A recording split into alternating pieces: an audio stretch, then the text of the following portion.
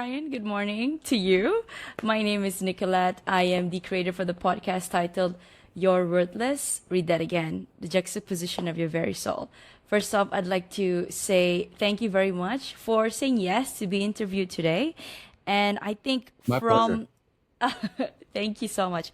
And I think when I read your profile, I feel like you are a good fit for my podcast. So my podcast essentially talks a lot about self-worth, but because I'm also coming from the background of somebody who's working in the corporate world but transitioning out, therefore I've been speaking to a lot of coaches online and Sure. yourself. So the goal is like to reach out to as many people as I can, because I know there are a lot of things that I don't know out there. So I've only known Well, so much. So yeah.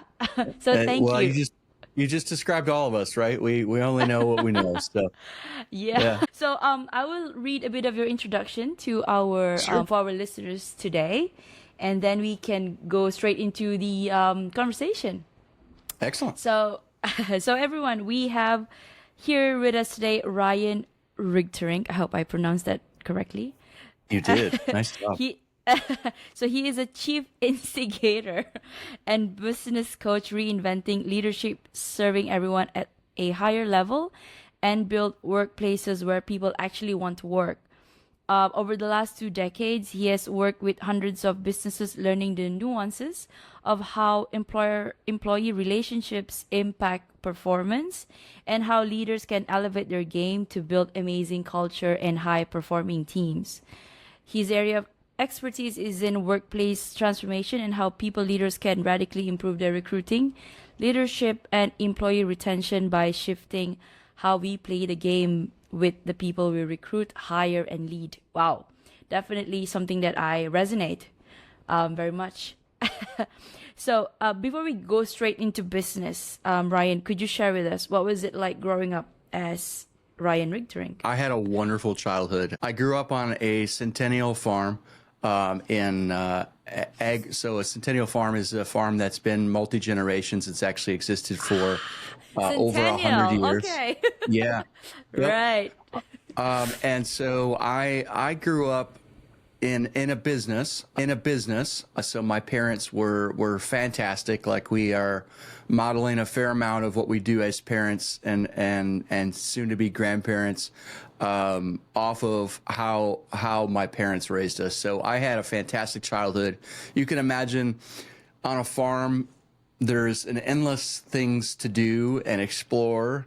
And I grew up literally working in my dad's shadow from age 3. So I grew up learning to love what I do, no matter what it is, but finding actually joy in the work. And so that was definitely modeled by my parents. And so I just had a childhood that I would love everybody to have, right? It was fun. It was a lot of like hard work, but not hard work in a sense of being like dreadful.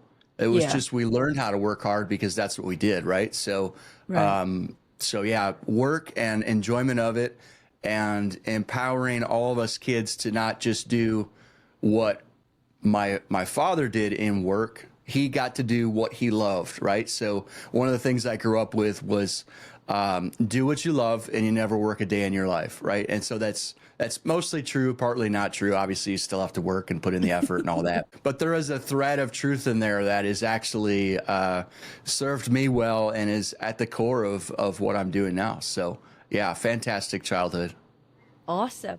I mean, I just want to echo to the part where you said, do what you love so you don't have to work a day in your life. I just attended a seminar last weekend, and it's like what they were saying is it's between your skills and versus your passion. You can be very good at something, but if your heart is Yeah, not in it, it's very unlikely that you're going to sustain it for a long period of time. yeah, Yeah. definitely. Thank you. Yeah. Thank you. So, and that's in my opinion what's broken in the recruiting process, right? We primarily Ooh. have a recruiting process We primarily have an entire system around recruiting and hiring and leading people that is what I call past present, right? The entire paradigm is what qualifies you to do what I want you to do as an employer now is if you've done it and you've done it well in the past. That's right. And yet who wants to continue to do what they've already done and mastered, right? It actually doesn't take into account where someone wants to go. And so that's really the part of the macro shift, the large scale kind of high level shift in mindsets and leadership approach is that moving leaders from a past present to a future present standpoint really is part of the recipe that changes how we interact with people and engage people. And it's kind of a new approach in the sense of actually getting the data and having the depth of conversation around that, where we do and how we do it in the interview process. So, yeah, I really want to dive into that a bit more later in the interview. But I want to ask you, why are you so passionate about changing how work gets done? Yeah, so I am a father of 4 who are young adult. It's such a waste, honestly. It's such a waste in most entry-level jobs that exist because they hire people with a pulse and they treat the job and the person like it's just a job. I need you to just show up and do a task, right? And it's such a waste because it completely sidesteps and doesn't elevate and bring to the forefront who that person is and who they want to become. And so it is a missing piece of leadership that I'm extremely passionate about because it doesn't dignify people with value. It doesn't actually, it just it says, as a company, my vision is what matters, not yours, or at least if it does, so it's true. very, very secondary, right? And so why I'm so passionate about it is because I see all these people, my kids and all these young professionals who are very talented and skilled. And I look at the workplace that I want them to have and I want them to actually grow up in and accelerate them and who they're becoming. There's so much of the infrastructure and the ways that we approach hiring and leading people that is just dumb. It's just dumb. Why are we doing it this way? And so that's that. I'm passionate because I love people and I want people to find not only their skills and be dignified for who they are, but to actually have their journey and what's in their heart. Not just you're not just coming to work with your hands, right? But you're coming to work with who you are, how you're designed. And so I like to break it down into 3 pieces: who you are by experience, but the missing piece especially is who you are by intention. Who do you want to be in the future? What do you want to do? Yes. And when we do that, it changes the game entirely about how people show up, how we interact as a leader with them. Not only is it a lot more fun because you connect with people authentically versus this superficial game that hiring and recruiting is right now. Yeah. It's like I'm the boss, so you should follow me. I'm super passionate because I think we're doing a massive disservice to people, and it's not the workplace that I want my kids to work in, and therefore it's not the workplace that I want any young people to work in. And I have seen so much toxic culture that churn and burn, uses people, doesn't dignify them, and there is an absolute effect on people because it is really hard not to internalize that as how we're treated and then to think of ourselves that way. You're talking about our identity and our worth, right? Self-worth. That's right. Yes. I have walked so many people through environments and workplace and leadership paradigms that are broken, that actually do a disservice and damage people in the process. And it's got to end. It's dumb on its face, and it's got to end. And so I'm passionate because ultimately I love people and I want a different world for this entire generation coming up. And it's completely within our control. And oh, by the way, I'm a geek and there's a ton of academic research to support what the transition and the shifts that I'm proposing, right? So from a very human level, I'm passionate about it because doggone it, like this is the way it should be done. Yes, yes, preach. I don't. This is the so hearing you say this, it gives me that sense of hope because I too was a victim of that. So I'm a millennial, and I had the same experience. I think joining a big organization, and because this is prestigious, and I stayed, and then had my burnout, and I had to, and that really destroyed my self-esteem, my confidence, and also because I didn't know better at the time, I tied my accolades, achievements to my self-worth, which I now know Yeah. that I am enough regardless. And also the reason Yeah. why the impetus of how, Good for you. thank you, I started podcasting because I just want to know, am I the only one? So You're, hearing you say this, and I just hope that we could have, I don't know, people like you know, somewhere in Asia. I don't know. Yeah, but I know, one step at a time, right? Now that we're having yeah. this conversation, word will get out, and yeah, I think we're definitely Yeah. shifting. And Gen Well, Z's new generations. I travel for professional speaking. So if you have anybody who wants to bring me Yes. in Asia, you know, the planes fly anywhere they point them. So Yes, they do. They do. Yeah, you know. Yes, that is actually not. Yeah, I we can work that out. Yeah, let me let me see what I can do. Well, thank you for that, Ryan. Yeah, as I was saying, I think Gen Zs as well, they're not taking much of the crap anymore, and they're standing up like I'm not. No, no. my generation, I think, has some harsher misjudgments about the younger generations behind us. I'm actually really not only hopeful, but really encouraged by what they're not willing to put up with anymore. And it's, to me, it's a recalibration of the value that people carry for themselves and their entire life journey. So I think Yeah. one of the premises around not putting up with that I don't want to wait until I retire to start living. Like I want to Living, yeah. enjoy my life through the entire journey. And you know, some people can view that maybe as laziness or wanting to scale back or all this sort of stuff. But I think, like, why isn't that a pretty great idea, right? Why I isn't that think, the new norm or the standard? Like, I mean, Harvard just published an article. I think yesterday I saw it through floating around LinkedIn. Yeah, the world is gonna change the way we work. I don't know, something about workism, and then life work is no longer work life. But that's been my mantra. yeah, that's So good. yeah, That's yes, good. yes. So Ryan, what do you think that the younger generations are currently doing better than your own?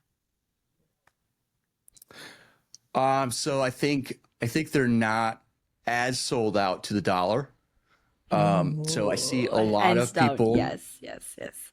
I see a lot of people who are willing to take actually a pay cut to move to a different organization where they're treated well, where they connect with either the vision of their own organization, or it's an organization that is really forward thinking, like some of my clients that are actually not just about the organizational vision, but also the vision of the individual, other than just pay.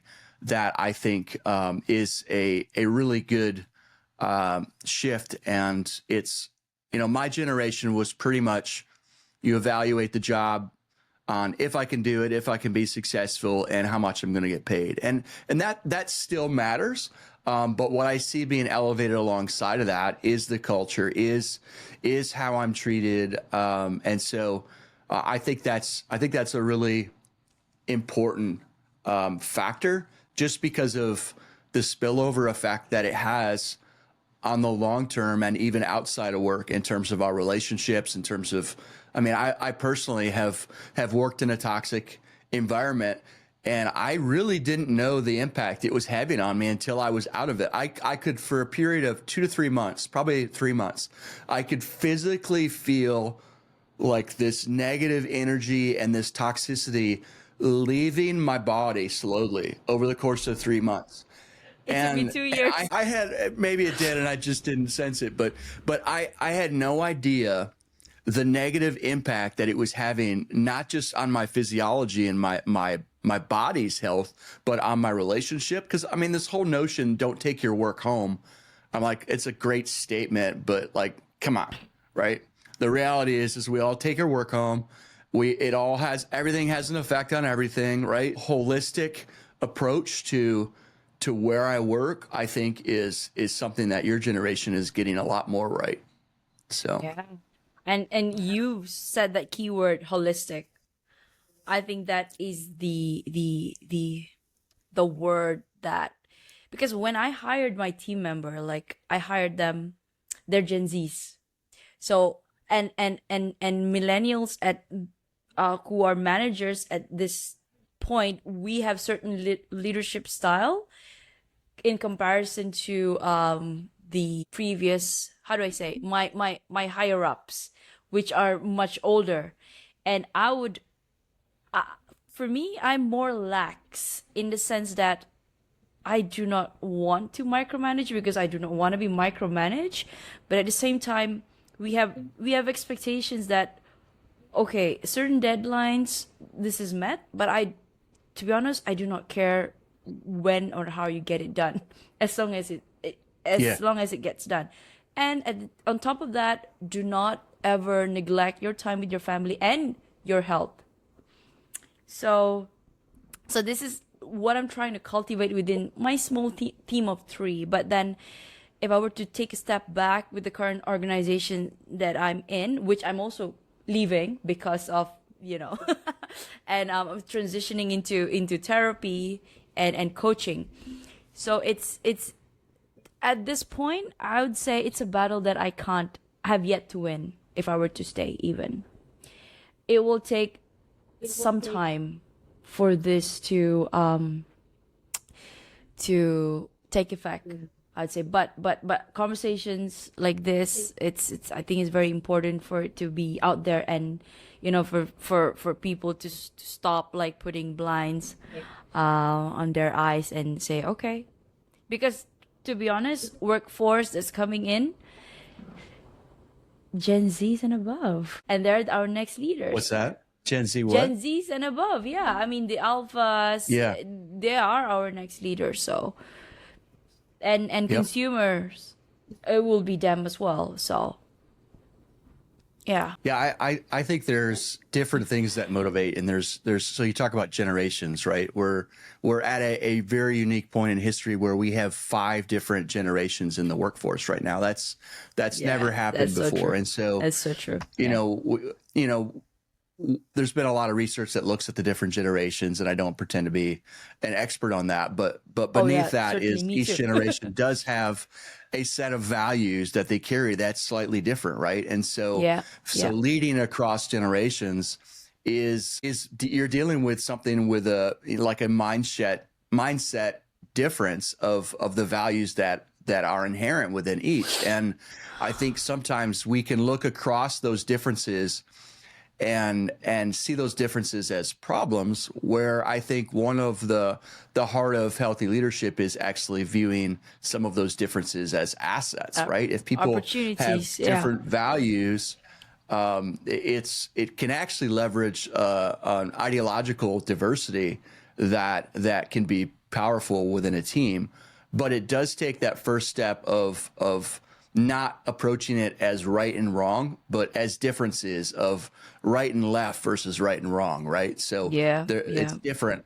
It's different. It's not necessarily wrong. People is that it's not so much that the younger generation lacks motivation. It's we really haven't done a phenomenal job of as leaders knowing how to tap into that motivation. Yeah. Because it's Yeah. actually sourced different, and there's a different set of expectations and a different set of values. As a leader, our ability to adapt to that is really more the indicator of the results that we get than sort of a generational classification or label, right? So if you could tap into the motivation of any individual, it's a game changer, right? And so that's part of what we're doing, is trying to help leaders get the data to understand people, to actually partner with them, and how they actually want to be motivated, how they want to flourish in terms of where they're going, and how do we build dynamics that are healthier and more mutually beneficial. So it's not a zero-sum game where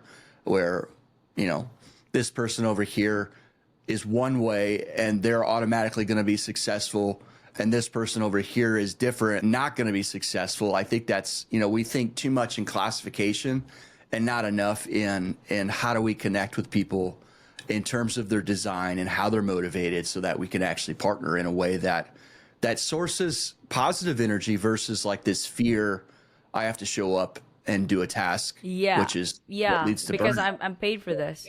I gotta pay my bills, and for some reason, to a certain degree, people show up because they're obligated, and I don't. But what if they showed up and they weren't obligated? What if they weren't obligated, but Precisely, they were actually bought meaning into that they're their own aligned. future? Yes. Yes, that's right. Okay. Yes. Sorry. You were saying. No, I was just going to say it's every leader's dream, every business owner's dream to have a workforce with a self-employed mentality. But we actually, as leaders, don't create the foundations and operate in a way that actually facilitates that. And so that's what we come in and help. So. Okay, Ryan, I am curious right now, since you said you've helped coach organizations, right? Leaders. So an ideal, or okay, maybe in the practical sense, how would you come in and take that first step and tell the leaders, this is what we're gonna do? Typically, how would you approach that? Yeah, so the starting point, it depends on the entry point with each individual of a leader or an organization. So there's some differences, but I have an 8-week intensive coaching program that takes leaders through the existing paradigms and approaches and the new and improved paradigms and approaches throughout the entire employer and employee journey. Or they're hired to, after they leave, we are retooling every step of that journey. And so it really boils down to what are the approaches and what are the tools to help do this. So we're in some ways helping them become career coaches as managers and as leaders, but people don't have, like most leaders don't have that expertise, right? So we're layering in not just the approaches, but the tools that help empower that without somebody having to go out and get, coursework or a degree in career coaching, right? Yeah. So it's really about the fundamentals, and how do we then layer that into your business? So we start out really with a set of tools and approaches, and then we individualize that in terms of, okay, what's needed in your particular organization and how can we layer that in? And every company is kind of at a different point in that. And so different priorities and the order of that is different. And I like to layer it in a way that is within the rhythm and the needs of the organization, because working on something that they don't need for working on something and retooling it as it's being done in the organization. So if they've got another round of hiring, let's work on that, right before you're gonna do that. So and have it like a pilot. So we sequence and time it based on the organization. But from a strategy of like culture shift in the entire organization, it's not a top-down approach in the sense of forcing people. It's a top-down approach in terms of buy-in, But then like the whole idea is, how do we create a greater sense of freedom and engagement that's natural and authentic, right? So it's okay, who's interested in being a part of this? And then they see the results and all of the good that comes out of that. And instead of like this top-down declaration, it's a top-down invitation that then is proven out in a pilot that then people want to be a part of because they see all the benefits of it. And then it slowly kind of leavens the entire culture. It sort of permeates over the course of time. Yeah. Would you say startups are easier?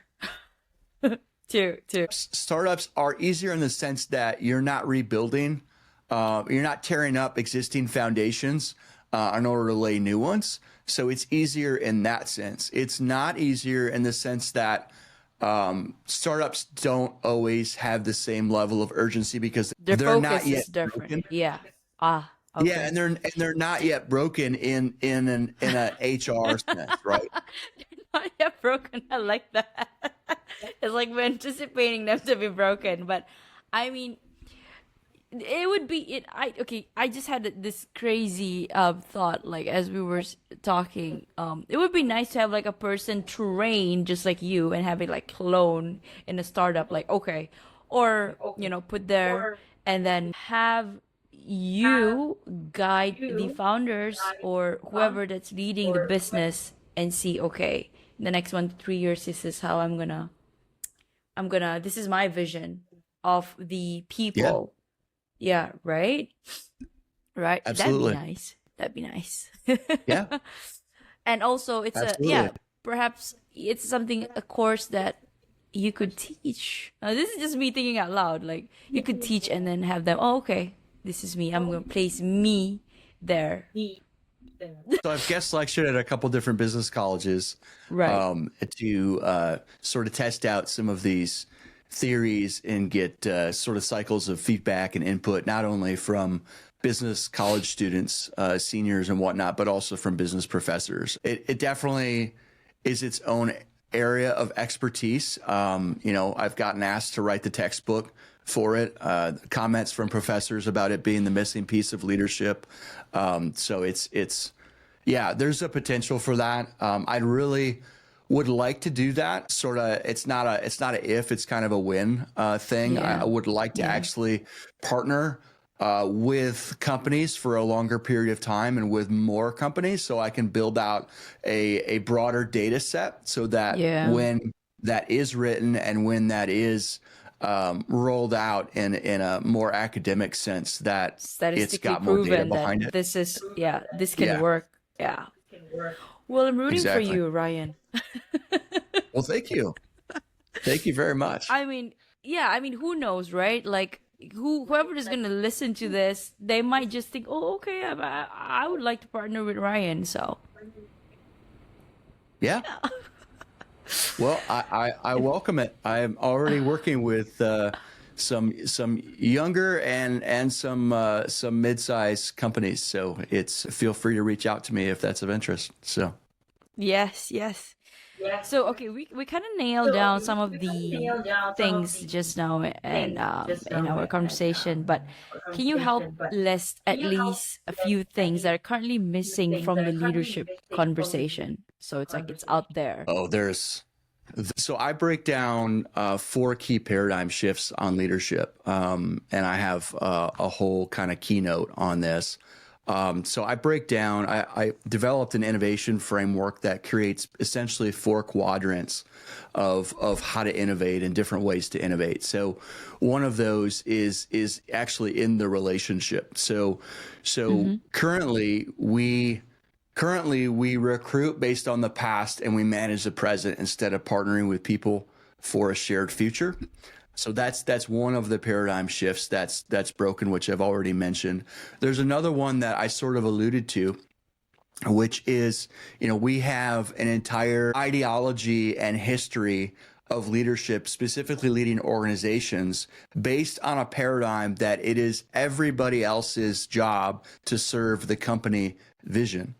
And yet what's much more powerful is actually having two visions, the vision of the organization and the vision of the individual, and finding out where those come together in shared purpose. Yes. And that is much more soundbite. It's actually core to a lot of the training and the retooling of the recruiting process that we do. Like that's not just a soundbite, that we provide the tools to actually do that at a very granular and personalized way. And so that's one of the things. Now, from an environmental standpoint, like a culture, organizational culture standpoint, we typically, and even in business colleges, what's currently taught is how to manage the externals, right? How to manage the what, the where, the how, and the when. And yet we know from lots of academic research where motivation is sourced intrinsically creates passion that's much more healthier and sustainable, and actually is a buffer against burnout, is when you actually tap into the who and the why. So what's difficult though is the who and the why is messier. It's much more simplistic to manage the externals.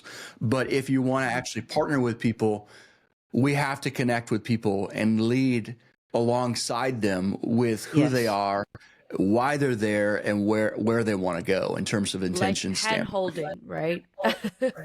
I mean, hand holding is like passive, but it's like a support, like a buddy. Yeah. How do you call that? Yeah. Alongside. So I think most of the organizations need to be turned upside down in the sense that, the leaders are there to support their teams. Yeah. And their team leads are there to support their teams, right? And so instead of the pyramid this way, it really needs to be turned upside down.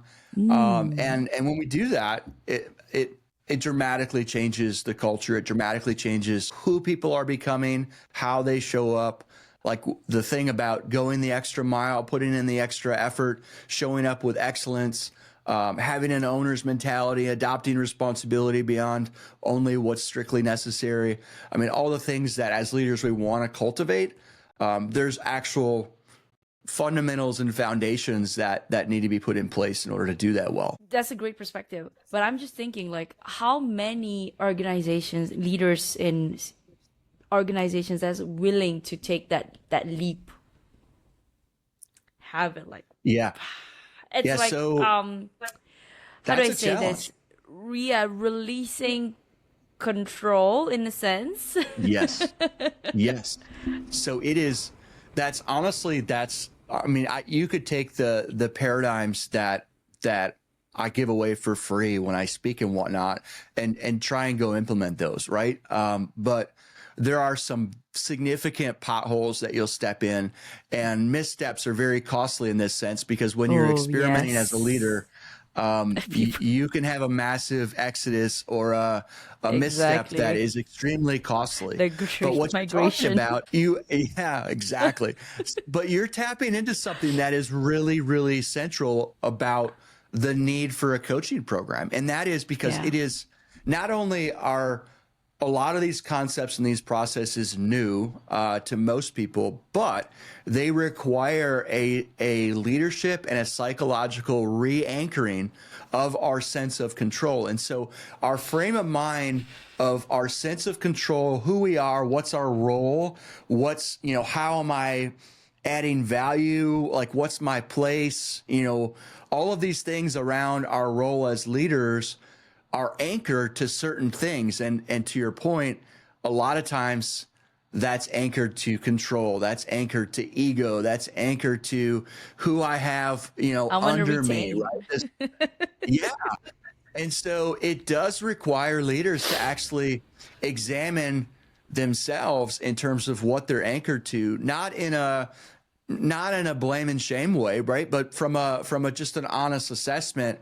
What am I attaching my worth and my role here to, and then part of what I do is like, okay, how can we re-anchor that to much healthier paradigms and approaches that not only free you up as a leader, but free up all of the people under your and care, empower them, that help them show up. Give yourself permission, and what happens? You model as a leader, and you innately give everybody else within your influence permission to do the same. And so, but to your point, that is an unnerving process because we are unconsciously connected to a lot of that stuff until it's brought out. Oh, So yes. it's, yeah, Oh, that can be, yes. you really do have to be a brave leader that Yeah. wants to do things differently and show up for your people in a way that like you genuinely love people and you want to have a Yes. better impact on them and your bottom line, right? So that's kind of my, like, if you want to improve your relationship with your people and produce more profit, like there is a massive ROI financially involved with this, but there's some pain in the process Yeah. of that leadership internalizing what we're talking about. So yeah, not every leader is willing to do it. Yeah. And it definitely, the chance of success is much higher if you go through it with a coach who can help, and with a group of other people who are really pursuing the same endpoint. So yeah, but Thank that's you. why I speak to crowds, and it's an invitation to the few. So Yeah. Yeah. Thank you. Thank you, Ryan. I think this is just it that'll just you're not going to be the only one. I know. I'm sure there are people that are out there thinking of the same thing. Like me, I'm not an expert, but I've been in the corporate world for quite a bit, so I've seen this things happening firsthand, and to millennials myself, and not even. So yeah, I fingers crossed, and we'll have to do this one step at a time. Yeah, yeah. So one yeah, of the things that so there's the market factors that are at play here, right? So you already right. brought up one of them, and that is that the workforce, the labor force that's coming in has a different set of values, and they're unwilling to put up with some of that. Yeah. And so that, coupled with a labor shortage that's projected to continue to increase. So one of the things Mm, that it sounds kind of counterintuitive, and so stick with me for a second here, but like I'm actually very optimistic that there is a labor shortage because it's actually providing an external force. Because a lot of us don't change until like we have to, right? And so yes, from a yes. big picture Until we have sense, some it's trauma. providing it's Yeah. providing a pressure because guess what? If you have a service business and you don't have people working for you, you don't have a business. Yes. And so I'm optimistic because the people who are willing to actually shift their approaches and create a healthy environment that is not only more energized and more productive, but is the kind of place people want to work at, they're going to win because people will actually come work for them, or they will shift and move who they work for to come work for them. And so I think there's external dynamics right now at play that are actually helping push this to the forefront, and I'm excited for that because I want to see the change for a whole lot of reasons. So Agree. And it's like, so if they see one company in that space doing it, and people are, they're constantly probably voted as best place to work, so naturally other organizations within the same industry would say, oh, what are they doing differently? yeah, Right, right, that can be that beacon of absolutely, light. absolutely, yes, Yeah. So what are your thoughts on annual reviews? You said, can we please stop annual reviews? I yeah. I just think sat for they're my team broken. today. And it's so ironic. I'm speaking to you about it now. Yeah. So annual reviews. So there's all right. I've got multiple sides kind of to what I feel about that. And punitive. They're often it's how they're used is a major consideration in if they're used for creating more toxic workplace or if they're actually used well, right? So it's Yes. in some ways it's not the what, it's the how. But I will say that I do think it's an outdated practice in the sense that so one of the things that we help layer into companies is weekly touch points. The need for an annual review is at that point just a summary of all of the progress and the things. And so there's no secrets, there's no hidden agenda, there's no there's no getting blindsided. There's no annual review. Why not break that into much more effective, incremental Bite size. cycles of Yeah. feedback, right? Like, do you want to find out a year from now if you were doing something that could have been done a lot better? Like, that's really unproductive in my position, right? Why would we do that? So I understand the need for it from like a salary adjustment standpoint and that, but that also doesn't have to be done on a yearly cycle. It can be done. It can be done Quarterly, differently, right? monthly, So yeah. I foresee annual reviews as probably going away in the near future.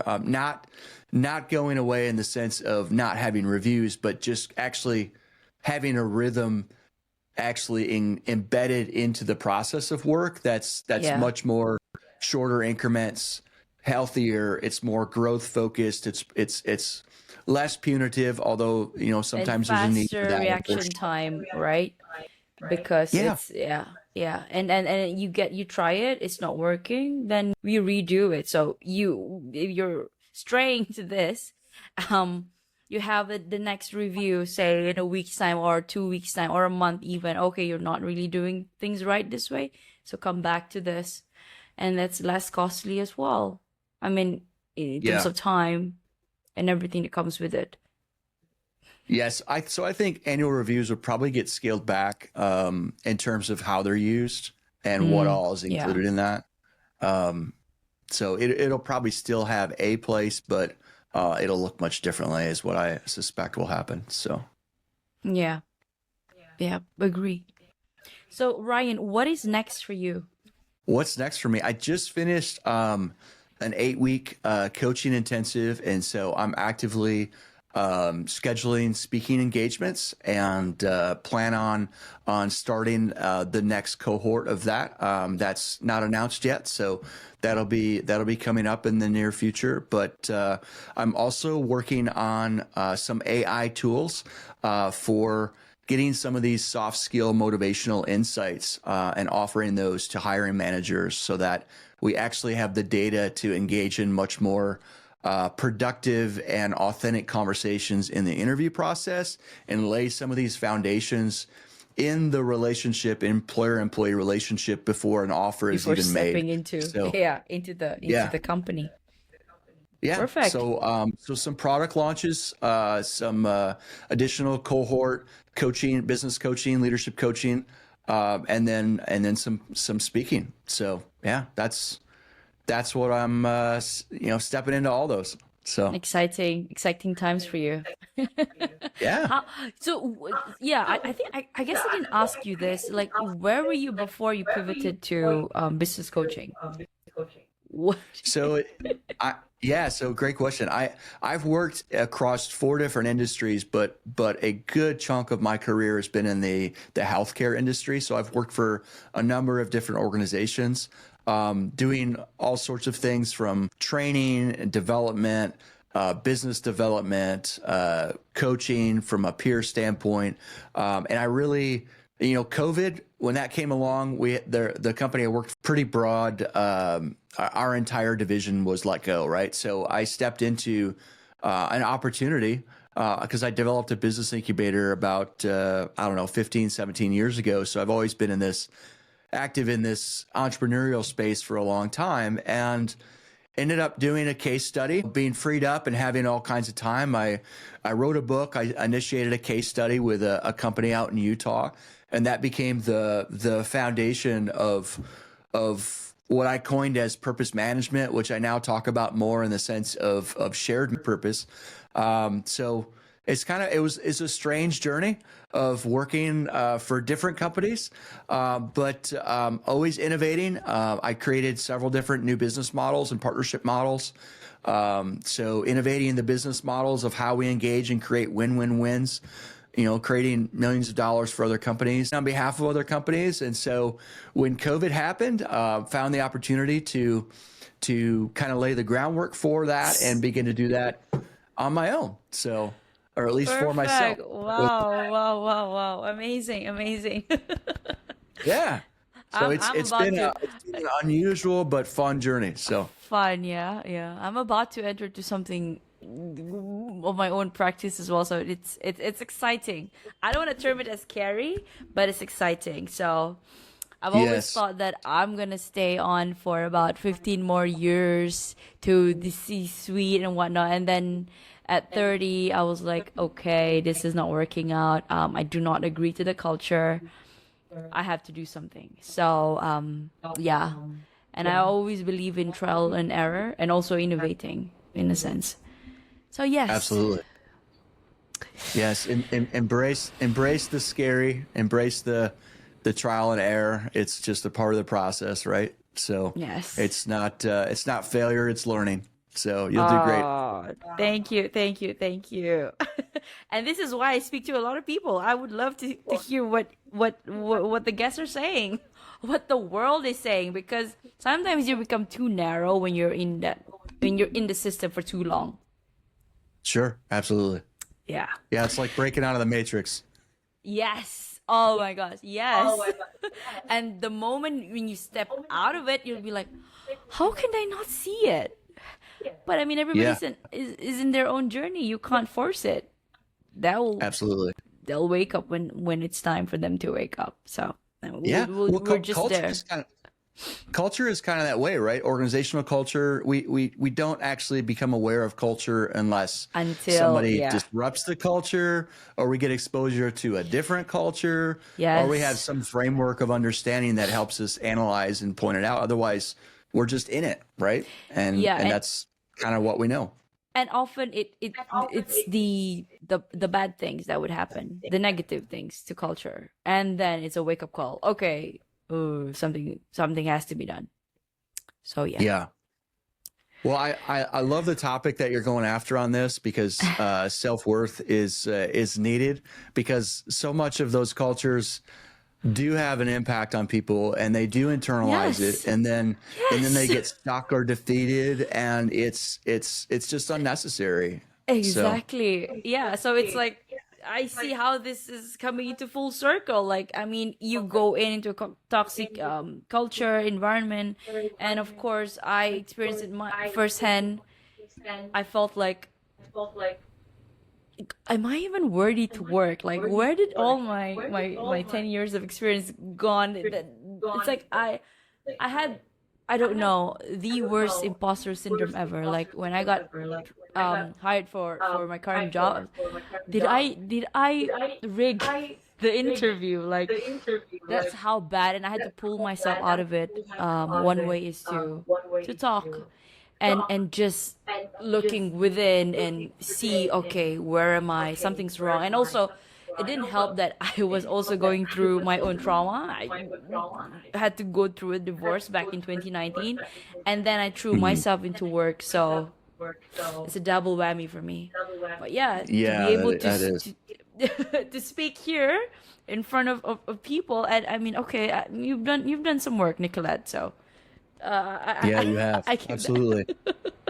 And that's the hard work, right? Oh, For any yeah. of us, it's like we have to. The hard part is looking in the mirror, and not just viewing toxic culture out there, but viewing the toxic culture that's in here is the really hard work, right? It's the Yes. how do I shift my internal world so it affects my external world. So yeah, Yes, because you are what you think you are, and innately, our reality is just a reflection of our inner self. So yeah, yeah. it is the lens which we view the world through. Yes, Yes. yes. I saw this one word, a quote, I think. The word is a play of the mirrors of your own reflections. So, and I love that. Yeah. Yeah, that's beautiful. Yeah. Okay. Ryan, I'm gonna pivot to a self-worth question. I know we talk about Okay, this, great. but okay. So here's a question for you. Negative self-talk can significantly impact self-worth. So, what are the strategies can individuals use to challenge and change these destructive thought patterns? Yeah, so I think great question. I think it's first becoming aware of it, right? I think a lot of us have these internal talk tracks that are on repeat and replay, and we're not always aware of them, right? So one of the things that I had to come to a realization was, man, Ryan, how you're talking to yourself, you would not talk to anybody else that way, right? You would not talk to your friends, you would not talk to your family. And so this healthy starting point of like, this needs to change. I'm not giving myself the same benefit of the doubt, the same kindness, the same grace, the same love that I would give other people that I care about. Yeah. And so starting from that point of realizing this is not good, right? So I think I think that's commonplace, right? I don't think that's unique to me. I think that's probably the norm, right? If our thoughts were projected onto an audio speaker of what we think and say to ourselves, and other people heard it, I think that our friends would confront us, right? Like, how dare you say that? Yeah. How could you? And so I think awareness, it's an underrated but important starting point. And then of course we have to disrupt our own patterns, our own, like actually capturing the thought by becoming aware of it, and then not partner with it, right? So we have there's this phrase by actually a theologian of centuries ago that we can how's it go? I don't want to mess it up. We can't control the birds that are flying around, but we can control if they make a nest in our hair. And so That's a good one. And so we have this difference of like, we can't necessarily control every passing thought that comes through our mind, but what we can do is we can not partner with that. We can not allow it to make a nest in our hair and become internalized as a part of who we are, a part of our worth. And so this whole point of taking every thought and actually intentionally agreeing or disagreeing with it, and it's like, no, that's I don't agree with that. Like, it's okay to disagree with our own thoughts. Yeah. And you are not your thoughts, to be honest. Right. Yeah. Well, we are and we're not, right? If we partner with it and it makes a nest in our hair, it has an impact on us, and it kind of changes up our look, right?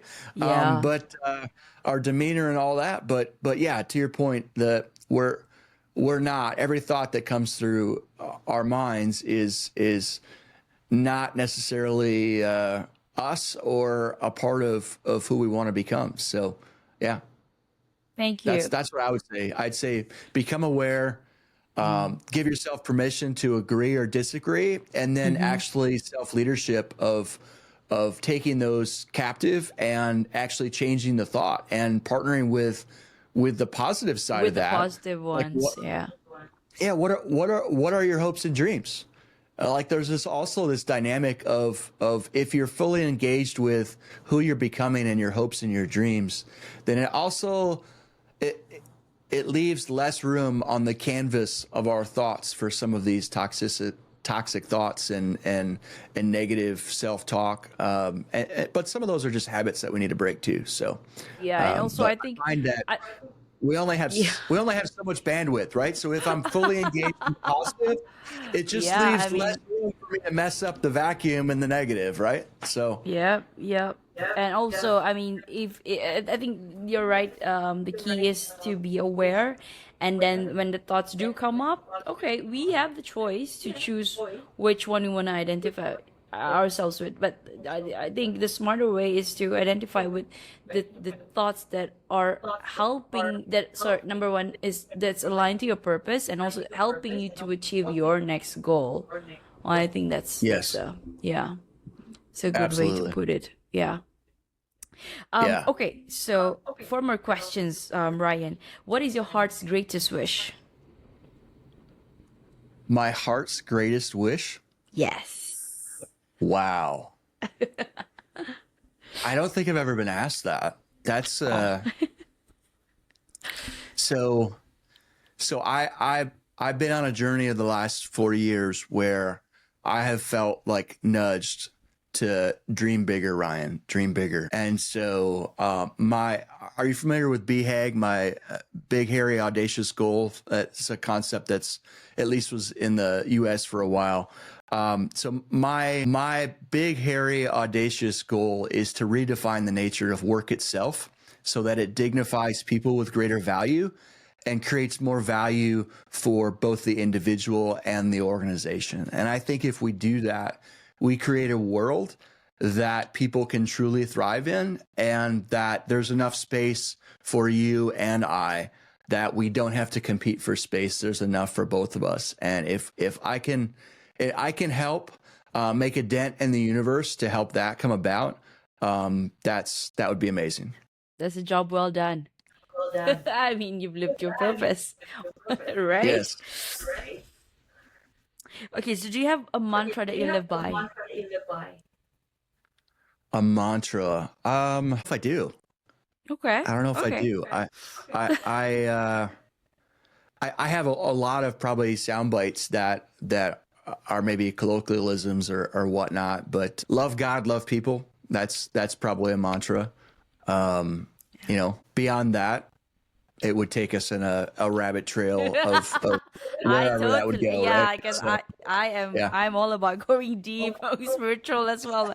Okay, maybe another episode with you. So is there anything that keeps you up at night, or do you sleep well? I sleep really, really well, but I wake up with new ideas and thoughts, and so I don't wake up from like a negative standpoint. I wake up often and have to go grab paper and a pen. Actually, and I'm very write it so that I don't miss it. I'm a visual thinker, and so I probably drive my wife a little nuts, but I have pieces of paper with the visual of the concept or of the idea or whatever, right? It's not just, I obviously type out and work with words, but I'm a visual thinker, and so a lot of the ideas come to me that way. So if I wake up, I will wake up sometimes in the middle of the night or before my alarm goes off, and it's usually because there's new further ideas or further frameworks or further whatever that's coming to mind, and I know if I don't write it down, there's a good chance I won't remember it 3 hours later that after could be I your sleep more. golden egg right there. Yeah. That you're gonna miss. And I think the power of our imagination and the power of our mind and what happens while we're sleeping, some call it the engagement with the divine, right? There's an aspect Yes. of what happens Lucid when we're dreaming. in that state. Yeah, absolutely. So yeah, I sleep really well, but I do wake up with ideas. So Fantastic. So, last question, Ryan. If you could create a quote right now for you to leave to the audience listening and the world as your legacy, what would it be?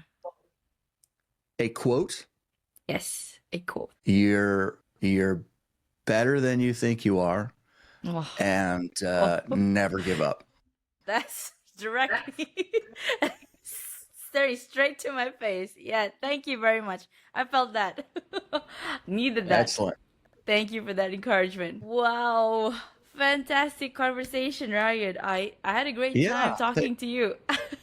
Likewise, thanks for having me on. I really enjoyed the time. I wish you well in all your endeavors. And we've connected in LinkedIn.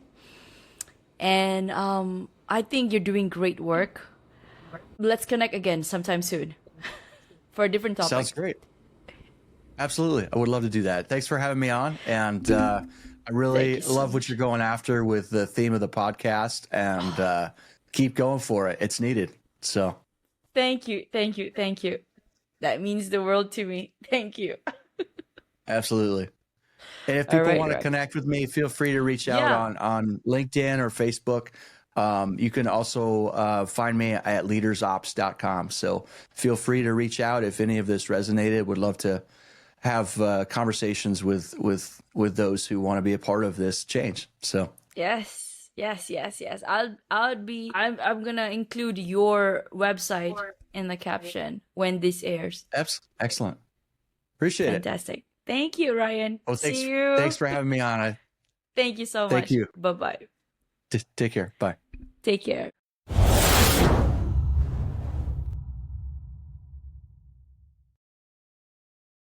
I only know Michigan. So, I mean, I've never been to the US, but yeah, I've heard of, yes, Michigan. Yes. So, if Yeah. this is the state, which one is it? Like, this is west, this is So east, within the state of Michigan or within the U.S.? within the US. So within the U.S., we're considered to be in the Midwest. So we're kind of in the middle, Right. but towards the north. So we're next to Wisconsin and above Indiana, Ohio, Pennsylvania, kind of north of all those. So yeah. So we have Interesting. Yeah. we actually we border Canada on the north. So Ah, you border Canada. Okay, okay. I would love to yeah. visit the US soon. And where I'm, I was gonna say, yes, where are you located at? I am from Kuala Lumpur, Malaysia. Nice. Is Yes, that where yes, you're yes. at right now, currently? Yes, right now. Yes, as we Nice. speak. It's 7:06 p.m. my side. What about your side? 12 hours difference. So it's Oh, 7. 7:07. Okay, Yeah. that's Yeah. that's better because I've had guests 16 hours behind, so that's it's a bit of Yeah. a juggle. So it's at the end of your day, and I have my morning coffee here, right? Right. So I have my this is plain water, but I would be drinking tea. So cheers at night. cheers. So yes, Ryan. I think we can start. Shall we start? Absolutely. Let's do it. All right. Okay.